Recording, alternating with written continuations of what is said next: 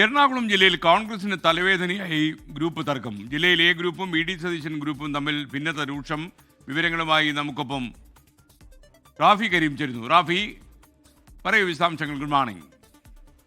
SKN നിയമസഭാ തെരഞ്ഞെടുപ്പ് അടുത്തു നിൽക്കെ ജില്ലയിൽ ഗ്രൂപ്പ് തർക്കം രൂക്ഷമാവുകയാണ്. ഇത് പുതിയ ഗ്രൂപ്പ് തർക്കത്തോലെയാണ് ജില്ല നിലവിൽ അഭിമുഖീകരിക്കുന്നത്. ജില്ലയിൽ എ ഗ്രൂപ്പും വി.ഡി. സതീശൻ ഗ്രൂപ്പും തമ്മിലാണ് പുതിയ തർക്കം രൂപപ്പെട്ടിരിക്കുന്നത്. പെരുമ്പാവൂരിൽ വി.ഡി. സതീശൻ ഗ്രൂപ്പിന്റെ ജില്ലാ പഞ്ചായത്ത് മെമ്പർ ഒഴിവാക്കിക്കൊണ്ട് ബെന്നി ബെഹനാൻ MP ഒരു പരിപാടി സംഘടിപ്പിച്ചതിലാണ് ഇപ്പോൾ പുതിയ തർക്കം രൂപപ്പെട്ടിരിക്കുന്നത്. ജില്ലാ പഞ്ചായത്ത് കീഴിലുള്ള മുടിക്കൽ ഹൈസ്കൂളിലെ ബസ് ഉദ്ഘാടനത്തിൽ നിന്ന് കീഴ്മാട് ജില്ലാ പഞ്ചായത്ത് മെമ്പർ PA മുക്താറിനെ ഒഴിവാക്കിക്കൊണ്ടായിരുന്നു ബെന്നി ബെഹനാൻ ഉദ്ഘാടനം നിർവഹിച്ചത്. എ ഗ്രൂപ്പിലെ നേതാക്കൾ മാത്രമായിരുന്നു ഈ പരിപാടിയിൽ പങ്കെടുത്തത്.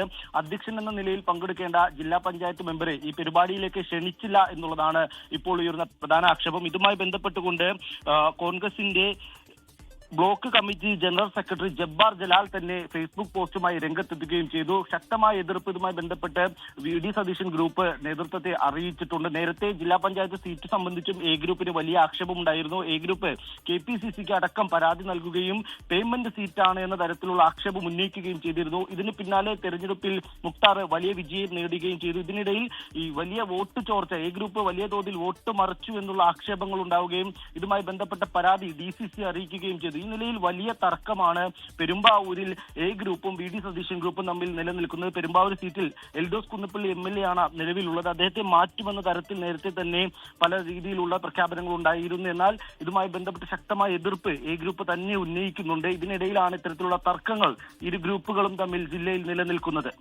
ലോകത്തെവിടെയായാലും ഏത് സമയത്തും 24 വാർത്തകളും ഓഗ്മെന്റഡ് റിയാലിറ്റി പാക്കേജുകളും എക്സ്പ്ലെയിനറുകളും വിശദമായി കാണാൻ ഞങ്ങളുടെ YouTube ചാനൽ നിങ്ങൾക്ക് സബ്സ്ക്രൈബ് ചെയ്യാം.